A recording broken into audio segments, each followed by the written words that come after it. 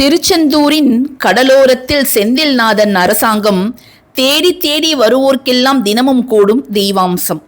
அனைவருக்கும் வணக்கம். நான் தமிழரசி பாலமுருகன். இப்போ நம்ம பார்க்க போகிறது மிக மிக முக்கியமான அற்புதமான ஒரு பதிவு. முருகனை வழிபடுபவர்கள் அனைவரும் இந்த பதிவை கொஞ்சம் பொறுமையாக கடைசி வரைக்கும் பாருங்க.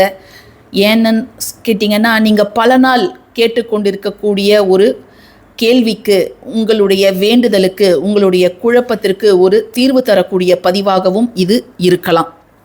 முருகனுடைய படை வீடுகளில் இரண்டாவது படை வீடு திருச்செந்தூர். இந்த திருச்செந்தூர் மற்ற படை வீடுகளை காட்டிலும் சிறப்பு வாய்ந்தது.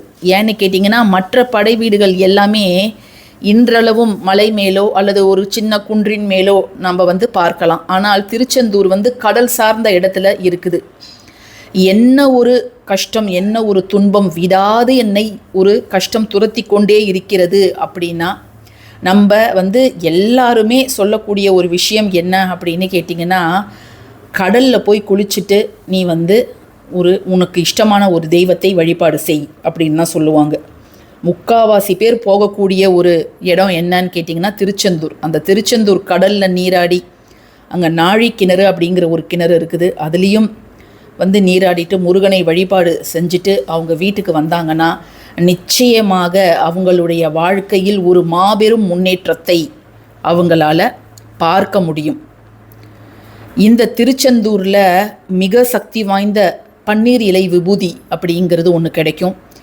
என்ன நோயாக இருந்தாலும், மருத்துவர்களால் கைவிடப்பட்ட ஒரு நோயாளி இருக்கிறாரு, இன்னும் கொஞ்ச நாள் தான் அவர் வாழ்வார் அப்படின்னு சொன்னால் கூட முழு நம்பிக்கையோடு யார் ஒருத்தவங்க இந்த பன்னீர் இலை விபூதியை ஒரு மருந்தாக எடுத்துக்கொள்கிறார்களோ அவர்களுடைய நோய் குணமாகும் அப்படின்னும் சொல்லப்பட்டிருக்கு.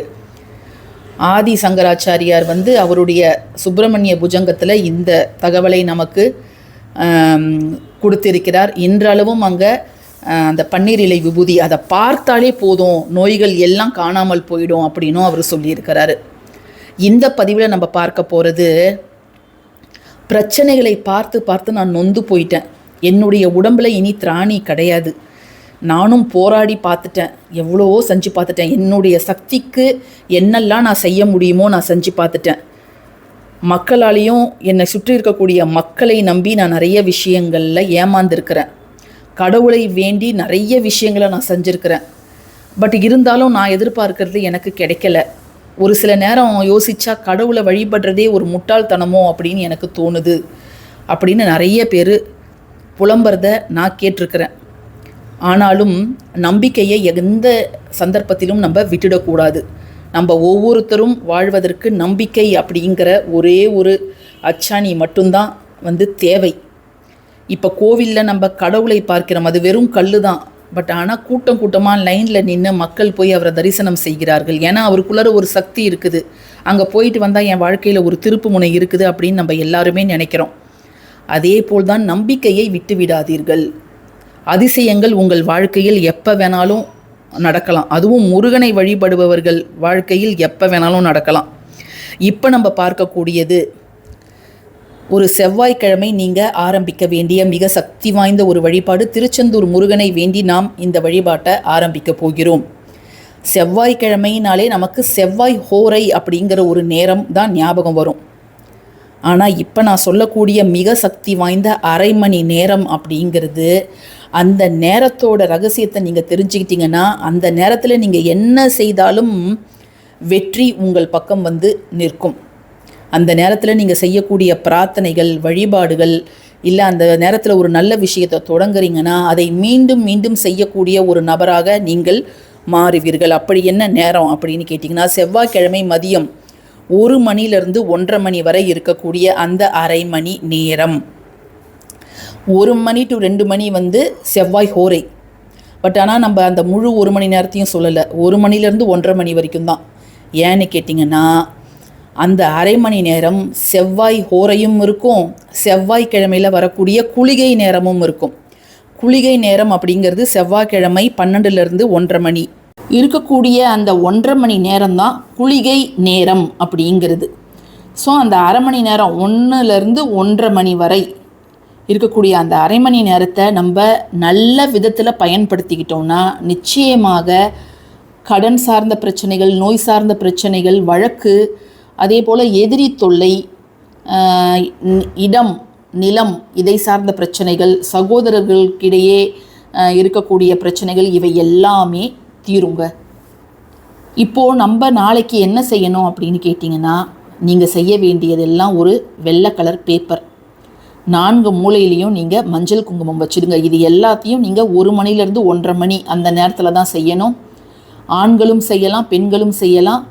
எந்த செவ்வாய்க்கிழமை வேணாலும் செய்யலாம். நீங்கள் வளர்பிறையில் தான் செய்யணும், தேய்பிறையில் தான் செய்யணும்லாம் எதுவுமே கிடையாது. எந்த செவ்வாய்க்கிழமை வேணாலும் செய்யலாம். உங்களுடைய பூஜை அறையில் நீங்கள் விளக்கேற்றி வச்சுடுங்க. வெற்றிலை தீபம் நீங்கள் அந்த நேரத்தில் நாங்கள் ஏற்றலாமா, அல்லது நான் வேறு ஏதாவது ஒரு தீபம் ஏற்றுறேன், தோரம்பருப்பு தீபம் ஏற்றுறேன், அப்போ நான் இதை செய்யலாமா, தாராளமாக செய்யலாம். ஆனால் 1 மணிலேருந்து 1:30 மணி வரைக்கும் தான் டைமு. இப்போ சில பேர் கேட்பாங்க, நான் வேலை செய்கிற இடத்துல இருப்பேன் அந்த நேரத்தில், நான் அப்போ என்ன செய்கிறது அப்படின்னு கேட்டிங்கன்னா, ஜஸ்ட்டு நீங்கள் சுத்தபத்தமாக இருந்தீங்கன்னா, எந்த தீட்டும் இருக்கக்கூடாது. இதை செய்வதற்கு முன்பும் செஞ்சதுக்கு அப்புறமும் நீங்கள் அசைவம் சாப்பிடக்கூடாது. அதை ஞாபகம் வச்சுக்கோங்க. நீங்கள் வேலை செய்கிற இடத்துலேயே ஒரு 5 நிமிடம் செலவு செய்து இந்த பேப்பரு இதெல்லாம் நீங்கள் காலையிலேயே மஞ்சள் குங்குமம்லாம் வச்சு எடுத்துகிட்டு போயிடுங்க. அங்கே போயிட்டு இதை நீங்கள் செய்யலாம். இது கூட உங்களுக்கு தேவையானது ஒரு சிகப்பு நிற கர்ச்சிஃப் சைஸில் ஒரு துணி. சிகப்பு நிற துணி ரொம்ப ரொம்ப முக்கியம். ஏன்னா அது செவ்வாய் கிரகத்தை உணர்த்தக்கூடியது. சிவப்பு நிற துணி, காட்டனோ அல்லது எந்த துணியோ, இப்போ நாட்டு மருந்து கடைகள்லேயே நவகிரகத்துக்கெல்லாம் 9 கலரில் துணி வச்சுருப்பாங்க. அதில் கூட நீங்கள் ஒரு ஸ்கொயர் ஷேப் கட் பண்ணி வாங்கிக்கோங்க. இதில் ஒவ்வொரு வாரமும் செவ்வாய்க்கிழமை, இது நாளைக்கு நீங்கள் ஆரம்பிக்கிறீங்கன்னா உங்களுடைய வேண்டுதல் நிறைவேறுற வரைக்கும் இதை நீங்கள் ஒவ்வொரு செவ்வாயும் 1 மணிலேருந்து 1:30 மணி வரைக்கும் அந்த நேரத்தில் இதை நீங்கள் செய்யணும். தவிர்க்க முடியாத காரணங்கள்னால் நீங்கள் விட்டுடுங்க.